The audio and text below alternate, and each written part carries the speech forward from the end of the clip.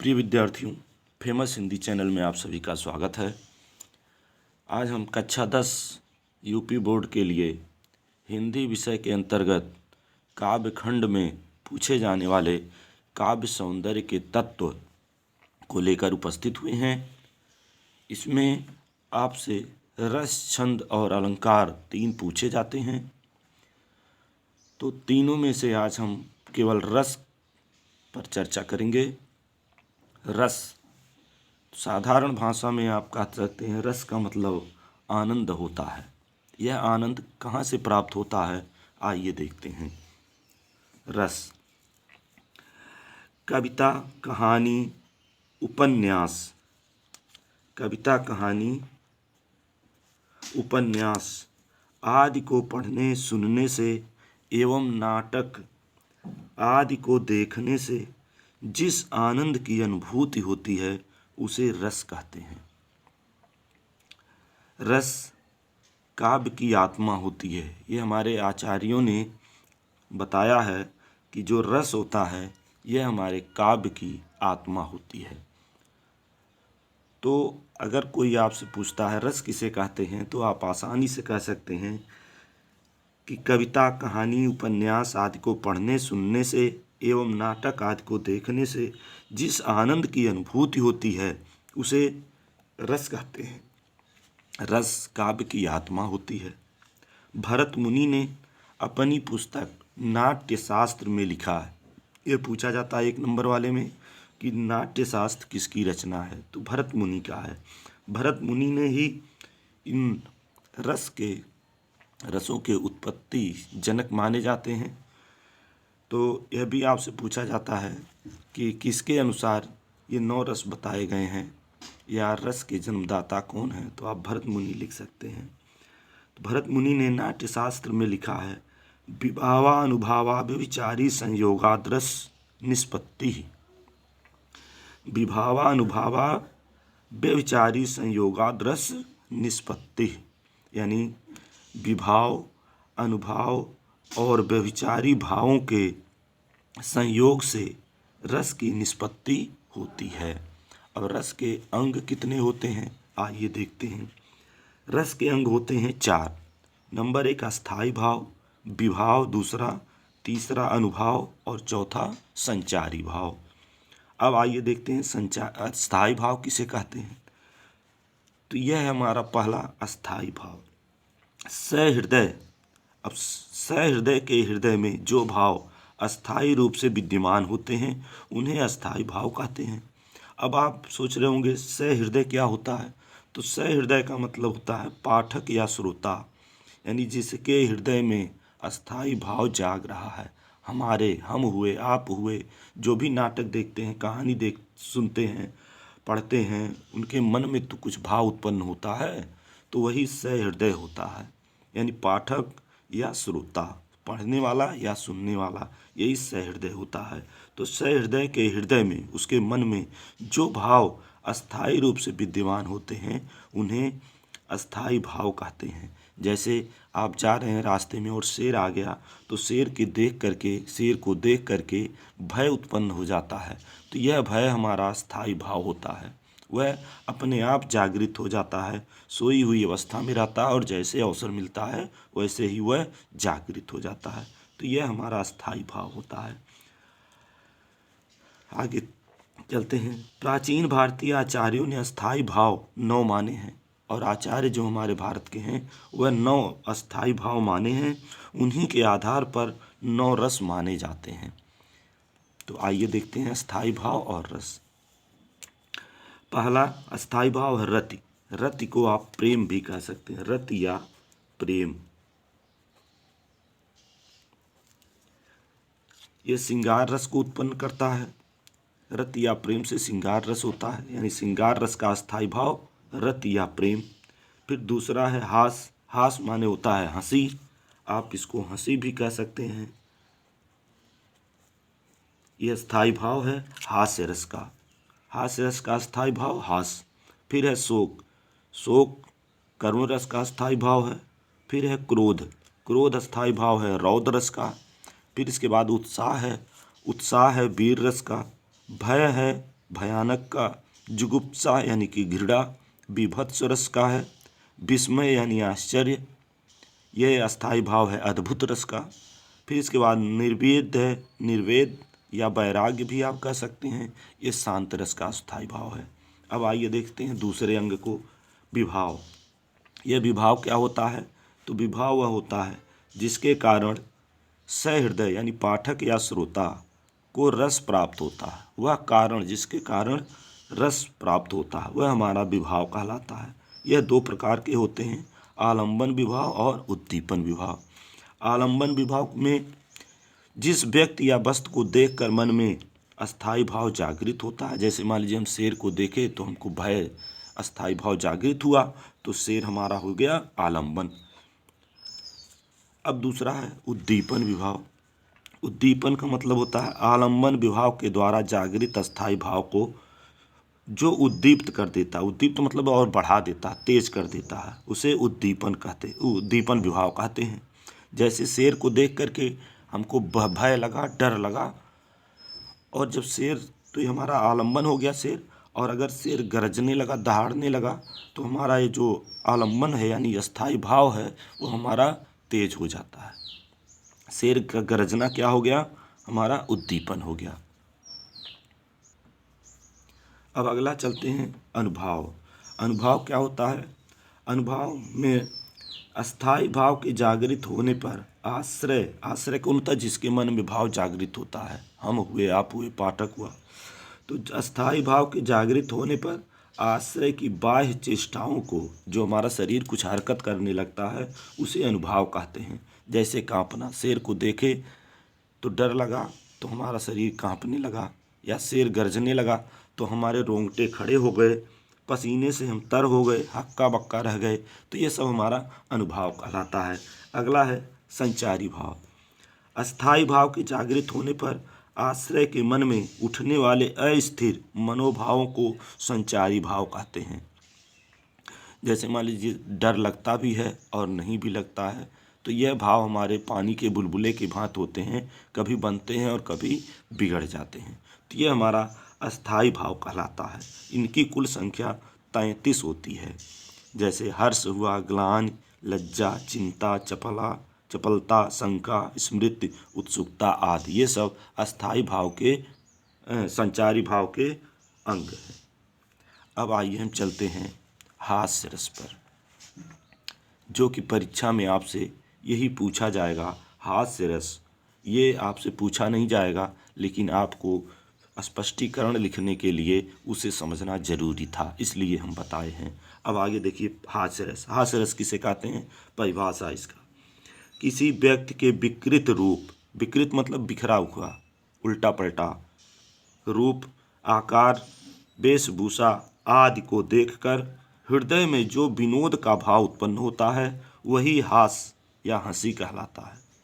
यही हास्य नामक अस्थाई भाव विभाव, अनुभाव तथा संचारी भाव से पुष्ट होकर हास्य रस कहलाता है। पुनः एक बार देख लीजिए ताकि भूले नहीं। परिभाषा, किसी व्यक्ति के विकृत रूप, विकृत रूप का मतलब वही उल्टा पुल्टा उसका रूप हो, मूछें टेढ़ी हो, या आँख उल्टा पुल्टा मतलब बना लिया हो जोकर की तरह, या उसका आकार, पहनावा गलत हो, वेशभूषा गलत हो, इस तरह से। तो किसी व्यक्ति के विकृत रूप, आकार, वेशभूषा आदि को देखकर हृदय में जो विनोद का भाव उत्पन्न होता है वही हास्य या हंसी कहलाता है। यही हास्य नामक अस्थाई भाव विभाव, अनुभाव तथा संचारी भाव से पुष्ट होकर हास्य रस कहलाता है। अब इसका उदाहरण देखेंगे, आसान सा उदाहरण। हंसी हंसी भाजय देख दुलह दिगंबर को, पाहुनी जे आवे हिमाचल के उछाह में।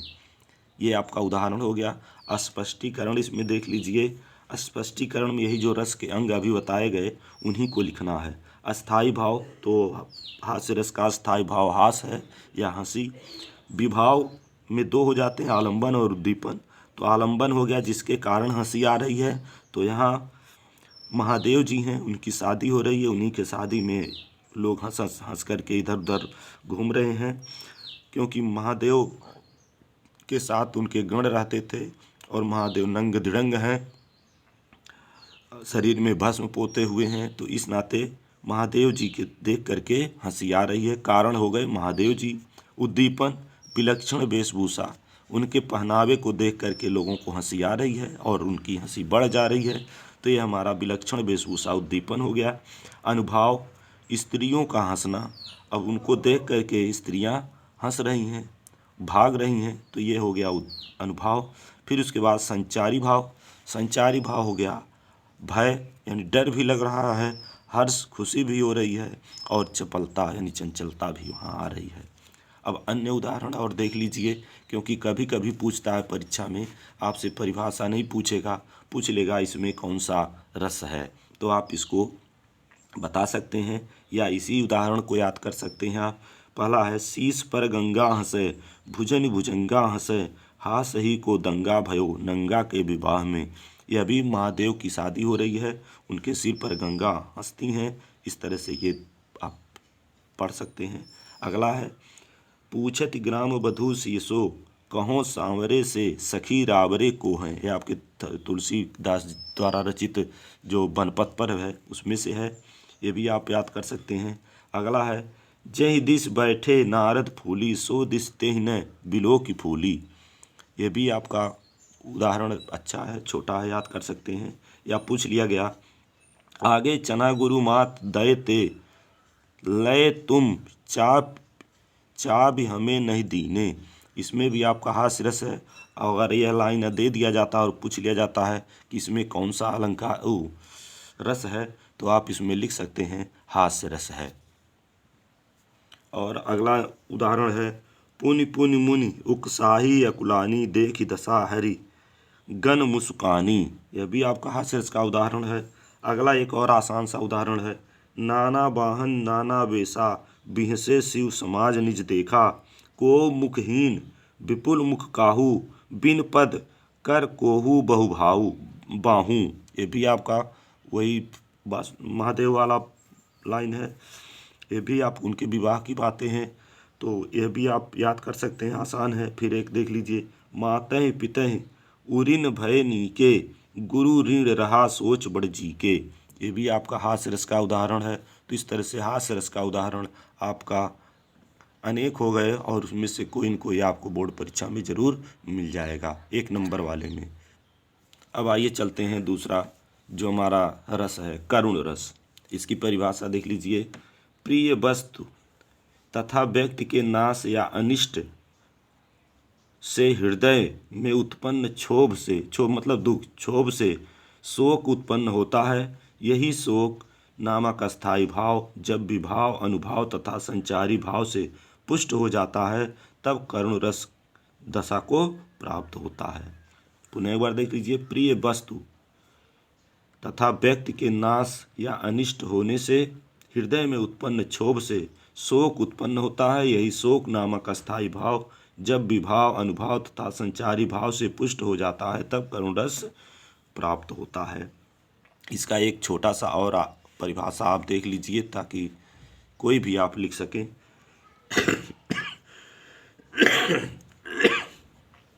शोक अस्थायी भाव जब विभाव अनुभाव और संचारी भाव के संयोग से करुण रस की दशा को प्राप्त होता है। ऐसे भी लिख सकते हैं आप कि शोक अस्थायी भाव विभाव अनुभाव और संचारी भाव के संयोग से करुण रस की दशा को प्राप्त होता है। अब देखिए उदाहरण। पहला उदाहरण मणि खोए भुजंग सी जन्नी, फनसा पटक रही थी शीश, अंधी आज बनाकर मुझको किया न्याय तुमने जगदीश। ये आपका उदाहरण हो गया। अब इसमें भी आप स्पष्टीकरण देख लीजिए। स्पष्टीकरण में पहला है आपका अस्थायी भाव। अस्थायी भाव हो गया शोक, करुण रस का अस्थायी भाव शोक। विभाव में पहला आलंबन हो गया श्रवण, दूसरा हो गया उद्दीपन। उद्दीपन में हो गए दशरथ की उपस्थिति, यानी कि जब दशरथ श्रवण कुमार के माता पिता जो अंधे थे वो पानी लेने श्रवण कुमार गया था तो दशरथ ने बाण चला दिया था, वही कहानी है ये, वहीं से ये लिया गया पंक्ति। तो आलंबन श्रवण कुमार हो गए, श्रवण कुमार, और उद्दीपन हो गया दशरथ की उपस्थिति। फिर इसके बाद अनुभाव हो गया सिर पटकना, यानी जब दशरथ के बाण से श्रवण कुमार मर गया तो उसकी माँ सिर पटक कर रो रही थी। संचारी भाव स्मृति या विषाद। इसमें एक चीज है आश्रय। आश्रय होते हैं पाठक, यानी जिसके मन में इस भाव मतलब अस्थाई भाव जागृत हो रहे हैं, वो हो गए हमारे आश्रय, तो पाठक हो गए। आगे देखिए अन्य उदाहरण। अन्य उदाहरण करुण रस का हम बता रहे हैं, इसको आप लोग देखिए, क्योंकि एक एक नंबर के जो प्रश्न आएंगे बहुविकल्पी, उसमें से ये दिया जा सकता है कि इस पंक्ति में कौन सा रस है। तो देखिए, शोक बिकल सब रोवहि रानी, रूपशील बल तेज बखानी, करहि बिलाप अनेक प्रकारा, परहि भूमि तल बारहि बारा। इसमें भी आपका करुण रस है। अगला है अभी तो मुकुट बधा था मात, हुए कल ही हल्दी के हाथ, खुले भी न थे लाज के बोल, खिले भी न चुंबन शून्य कपोल। ये भी आपका करुण रस का उदाहरण है, आप कोई भी याद कर सकते हैं। अगला है पति सिर देखत मंदोदरी, मूर्छित बिकल धरन खस परी, जुबत वृंद रोवत उठ धाई, तेहि उठाई रामन पहि आई। ये भी करुण रस का उदाहरण है। मान लीजिए पूछा जाता है कि इस पंक्तियों में या इन पंक्तियों में कौन सा रस है, तो आप करुण रस लिख देंगे। या आपको ये कठिन लगता है दूसरा कोई उदाहरण, तो आप इसी को याद कर लीजिए, जो भी आपको आसान लगे वही याद कर लीजिए। अगला है चहु दिस कान कान कहीं टेरत आंसुअन बहत पनारे। ये भी करुण रस का उदाहरण है, बहुत अच्छा उदाहरण है, छोटा सा भी है। अगला है हे खग मृग हे मधुकर श्रेणी, तुम देखी सीता मृग नयनी। ये भी करुण रस का उदाहरण है, बहुत ही सुंदर उदाहरण है। तो इस तरह से आप लोग इस यानी हास्य रस और करुण रस, आपको दो केवल याद करने हैं। नंबर 1 हास्य रस और नंबर 2 करुण रस। ये दोनों आप परिभाषा उदाहरण सहित आप याद कर लीजिए। आपका ये निश्चित है बोर्ड परीक्षा में आना है और 4 नंबर आपको मिलेंगे। अगर 2-2 नंबर में आता है तो, और विकल्पी प्रश्न जो आपके नए पैटर्न के आधार पर 20 नंबर के विकल्प प्रश्न आएंगे, उसमें से आपका 1-1 नंबर वाला प्रश्न भी 2-1 इसमें से मिलेगा। इस तरह से आप लोग इसको तैयार कर लेंगे। और ये वीडियो अगर पसंद आए तो हमारे चैनल को, फेमस हिंदी चैनल को सब्सक्राइब जरूर करें। धन्यवाद।